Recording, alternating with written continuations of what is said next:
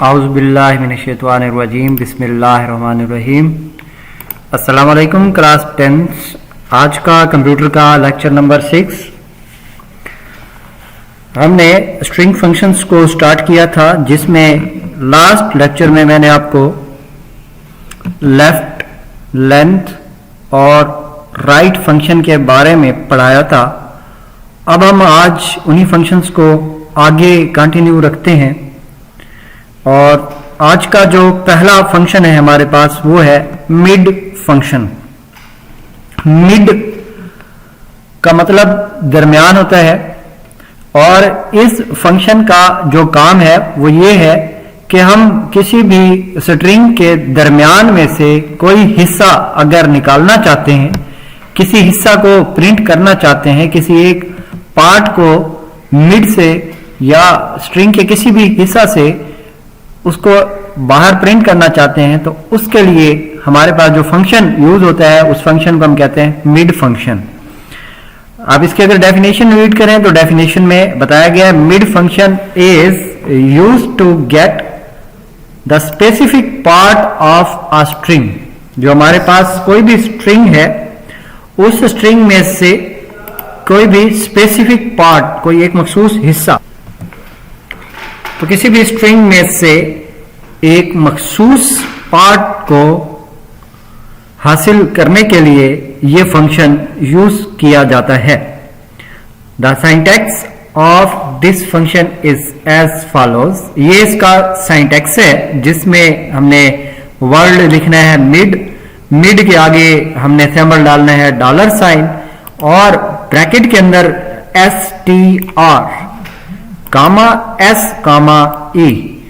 STR का मतलब है स्ट्रिंग, यहां पे होगी स्ट्रिंग। उसके बाद S का मतलब है कि उस स्ट्रिंग के कौन से हिस्सा से हम वो पार्ट स्टार्ट कर रहे हैं जिसको हमने बाहर निकालना है। और E ये जाहिर करता है कि हमें कितने कैरेक्टर्स चाहिए। स्ट्रिंग, यहां पे इसकी एक्सप्लेनेशन भी की गई है। S it indicates the position of character. ये उस कैरेक्टर की पोजीशन बताता है, ये नंबर उस कैरेक्टर की जगह बताता है जहां से हमने स्ट्रिंग को स्टार्ट करना है। From where required string starts. And E it indicates the required number of characters. ये जो रिक्वायर्ड है कैरेक्टर्स हमें, उनको ये बताता है कि हमें कितने कैरेक्टर्स चाहिए। अब इसकी अच्छी तरह से एग्जांपल से आपको समझ आएगी। यहाँ पे एग्जांपल में मी नेम से वेरिएबल है और इसमें एक स्ट्रिंग सेव है आई लव पाकिस्तान। तो इसको यहाँ पे प्रिंट किया गया, प्रिंट मिड $। मी, ये मी जो है बेसिकली ये स्ट्रिंग है, ये स्ट्रिंग हो गई। और उसके बाद ये दिया 3। अब 3 का मतलब ये है कि थर्ड कैरेक्टर से स्टार्ट करना हमने। अगर आप इस आई लव पाकिस्तान में देखें तो थर्ड कैरेक्टर कहां से स्टार्ट हो रहे हैं। देखें, आई पहला कैरेक्टर, स्पेस नंबर 2 कैरेक्टर है, और ये जो L है ये थर्ड नंबर पे आ रहा है। तो इसका मतलब है कि जो स्ट्रिंग स्टार्ट होगी वो स्टार्ट होगी फ्रॉम थर्ड लेटर। अच्छा, थर्ड लेटर से स्टार्ट होने के बाद इसके बाद कितने कैरेक्टर्स चाहिए हमें? रिक्वायर्ड है 4। हमें 4 लेटर्स रिक्वायर है। तो यहां से थर्ड से स्टार्ट करें और आगे इसको 4 काउंट करें, 1, और उसके बाद O 2, V 3 और E 4। तो ये देखिए कि यहां से अब ये वाला जो पार्ट है आउटपुट पे यहां पे हमें शो हो जाएगा। सेम अगर आप नेक्स्ट एग्जांपल देखें, यहां पे प्रिंट मिड $, हेलो वर्ल्ड। अब यहाँ पे ये 1 बता रहा है कि कौन से कैरेक्टर से शुरू करना है, 1 से। तो यहाँ पे देखिए शुरू का जो कैरेक्टर है वो 1 जो है वो फर्स्ट पहला कैरेक्टर क्या है, H। फिर उसके बाद आगे कितने कैरेक्टर चाहिए, 5। तो ये देखिए H E L L O, ये 5 कैरेक्टर पूरे हो रहे हैं। तो इसकी आउटपुट हमारे पास जो आएगी वो हेलो आएगी। अब हम यहाँ पे इसके जरा प्रैक्टिकली करके देख लेते हैं। ठीक है, हम अपनी मर्जी से यहाँ पे कुछ भी बना के देख लेते हैं। मैं यहाँ पे डायरेक्टली इसको सॉल्व करता हूं। मैं यहाँ पे लिखता हूं प्रिंट मिड $, और यहाँ पे पहले मैं लिख लेता हूं स्ट्रिंग आई लव पाकिस्तान। ठीक है, उसके बाद यहाँ पे मैं कामा लगाता हूं और यहाँ पे मैं 2 लिखता हूँ और इसके बाद मैं यहाँ पे 4 लिखता हूँ, बल्कि 3 लिखता हूँ और इसके बाद यहाँ पे मैं 4 लिखता हूँ। तो इसको मैं देखें जैसे ही एग्जीक्यूट करूंगा तो यहाँ पे देखिएगा इसकी जो आउटपुट आई है वो सिर्फ क्या है, लव। अब इसी को मैं यहाँ पे कह देता हूँ प्रिंट मिड $, स्ट्रिंग में मैं लिख देता हूँ आई लव पाकिस्तान, और यहाँ पे अब मैं सपोज यहाँ पे मैं कह देता हूँ 5,4। तो ये देखिएगा अब यहाँ से इसकी आउटपुट क्या आनी चाहिए। यहाँ पे अगर हम गिने 1 2 3 4 5, तो ये देखिए V से स्टार्ट करेगा और V से आगे 4 गिनेगा 1 2 3 4। तो ये देखें OVE स्पेस P इसकी आउटपुट आएगी VE स्पेस P।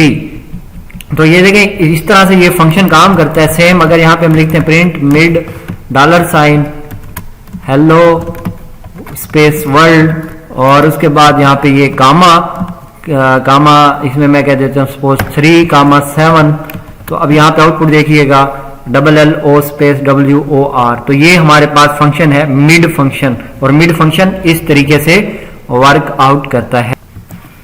हमारा जो नेक्स्ट फंक्शन है वो है VAL function. VAL stands for value, ठीक है, ये स्टैंड्स फॉर है फॉर वैल्यू, और this function is used to find the numeric value of a string. किसी भी स्ट्रिंग में जो न्यूमेरिक वैल्यू होती है उस वैल्यू को फाइंड करने के लिए ये फंक्शन यूज किया जाता है। मतलब हम एक स्ट्रिंग लिखते हैं और उस स्ट्रिंग के अंदर कहीं भी शुरू में अगर नंबर आ जाए तो उसको फाइंड करता है और उसको प्रिंट करता है। इट रिटर्न्स 0, इसका जवाब 0 आता है। अगर जो स्ट्रिंग स्टार्ट हो रही है वो वैल्यू से स्टार्ट ना हो रही हो, वो स्ट्रिंग अगर नंबर से स्टार्ट ना हो रही हो, तो इसका रिजल्ट 0 आ जाता है। इसकी मैं आपको एग्जांपल्स लाइव प्रैक्टिकली करके दिखा देता हूं।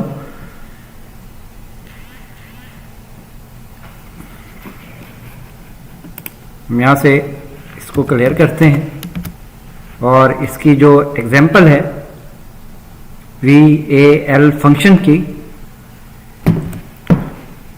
यहां पे हम इसको देखते हैं। यहां पे मैं लिखता हूं सपोज प्रिंट VAL और अंदर डबल कॉमा में मैं लिख देता हूं 786। तो ये बेसिकली स्ट्रिंग है और आउटपुट आप लोग देख सकते हैं, इसके आउटपुट में क्या आ गया 786। इसी तरह से मैं यहां पे लिखता हूं print VAL double comma Pakistan, enter किया तो ये देखिए इसका आंसर आ गया है 0, यानी इसमें कोई हमारे पास वैल्यू नहीं है। ठीक है, इसी तरह से मैं यहां पे लिखता हूं प्रिंट VAL डबल कॉमा 10 माल रोड लाहौर, एंटर करेंगे तो यहां पे देखें इसमें से इसने क्या की, वैल्यू निकाल के दे दी। अब हम एक और एक्सपेरिमेंट करते हैं। मैं यहां पे लिखता हूं वैल्यू हेलो 66 और यहां पे एंटर करते हैं तो ये देखें फिर भी आंसर क्या आ रहा है, 0 आ रहा है। अब इसका मतलब यहां पर ये हुआ कि स्ट्रिंग के स्टार्ट में ही, जब हम कोई स्ट्रिंग लिखते हैं तो उसके शुरू में ही जो वैल्यू होती है, नंबर अगर शुरू में नंबर आ जाएगा तो उसको ये प्रिंट करता है फंक्शन VAL फंक्शन। तो उम्मीद है आपको समझ आ गई होगी। ये था हमारे पास वैल्यू फंक्शन VAL फंक्शन। उसके बाद है CHR function, CHR $sign function. CHR function used to find the corresponding character of an ASCII code from 0 to 255। हमारे पास एक खास किस्म के स्पेशल कोड होते हैं जिन्हें हम ASCII कोड कहते हैं। वो न्यूमेरिक फॉर्म में होते हैं, 0 से 255 तक होते हैं। तो हर एक नंबर के अगेंस्ट हर एक नंबर एक कैरेक्टर को जाहिर करता है, यानी अल्फाबेट हो सकता है, कोई सिंबल हो सकता है, कोई भी चीज हो सकती है। तो ये जो हमारे पास कैरेक्टर होते हैं इनके पीछे बेसिकली एक नंबर छुपा होता है। जैसे हम लिखते हैं A, तो A के पीछे जो नंबर है वो है 65। हम लिखते हैं बी तो उसके पीछे नंबर छुपा हुआ होता है 66। तो इस फंक्शन के जरिए हम क्या करेंगे, इस फंक्शन को हम नंबर देंगे 0 से 255 के दरमियान कोई भी हम इसको नंबर देंगे, तो ये फंक्शन उस नंबर में मौजूद जो भी उस नंबर का कैरेक्टर बनेगा वो हमें प्रिंट करके दिखा देगा।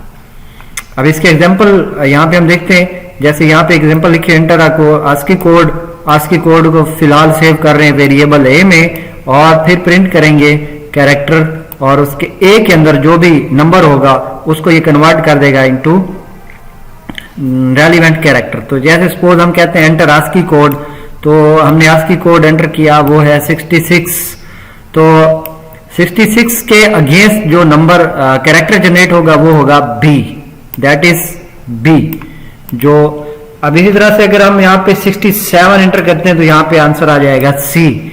यहाँ पे अगर हम एंटर करते हैं 98 तो यहाँ पे उससे मुतलका जो भी कैरेक्टर बनेगा उसको ये यहाँ पे प्रिंट करता जाएगा। तो अभी हम इसको यहाँ पे जरा कोड करके देखते हैं अपने पीसी बेसिक सॉफ्टवेयर के अंदर। यहाँ पे इसके अंदर लिखता हूँ इनपुट एंटर आस्की कोड, और यहाँ पे वेरिएबल कोई भी रख सकते हैं, मैं यहाँ पे नाम दे रहा हूँ ए, फिर उसके बाद मैं कहता हूँ प्रिंट कैरेक्टर एस, और यहाँ पे मैं लिख रहा हूँ $CHR इंटू ए। अब ए में जो भी वैल्यू इनपुट होगी उसके अगेंस्ट जो भी कैरेक्टर बनेगा, मैं यहाँ पे कोड लिखता हूँ 65, देखें तो इसका आंसर आ गया, कैरेक्टर इज ए। मैं अगेन रन करता हूँ और यहाँ पे मैं कोड लिखता हूँ 120, तो यहाँ पे देखिए इसका आ गया x। तो इसी तरह मैं इसको अगेन रन करता हूँ और अब यहाँ पे मैं लिख देता हूँ सपोज 80, तो ये देखिए कैरेक्टर इज p। तो इसी तरह हम अगेन रन करते हैं और चेक करते हैं, अब कहते हैं मैं इसको कह देता हूँ 157, तो इस पे देखें ये सिंबल दे दिया इसने, ये कैरेक्टर आ गया 57 के ऊपर। इसी तरह से अगेन रन करते हैं और अब मैं इसको नंबर दे देता हूँ सपोज 225, तो इस पे जो है इसने ये सिंबल दे दिया है। मतलब आप 0 से 255 के दरमियान किसी भी आस्की कोड को इस फंक्शन में पुट करके उससे मुतलका जो भी कैरेक्टर है उसको मालूम कर सकते हैं। तो ये आज के हमारे फंक्शन थे जिनमें हमने मिड फंक्शन, वैल्यू फंक्शन और इसके अलावा ये कैरेक्टर फंक्शन को रीड किया है। आप लोगों ने इसको अच्छी तरह से समझना है, इसकी डेफिनेशंस को समझना है, इनकी डेफिनेशन लिखनी है, देन इसका सिंटैक्स मस्ट लिखना है और एग्जांपल भी साथ में मस्ट लिखनी है। तो आप इसको ऐड कर लेंगे विद प्रीवियस फंक्शंस, तो तब आपका ये लॉन्ग क्वेश्चन भी बन जाएगा। इससे आगे भी हम कुछ फंक्शंस मजीद पढ़ेंगे। तो इन तमाम फंक्शंस को जब आप मिला लेंगे तो इन तमाम फंक्शंस का जो आपका कंबाइंड क्वेश्चन बनता है वो एक लॉन्ग क्वेश्चन बनता है। और लॉन्ग क्वेश्चन क्या बनता है, what are the string functions. See you in next lecture. Thank you, Allah हाफिज़।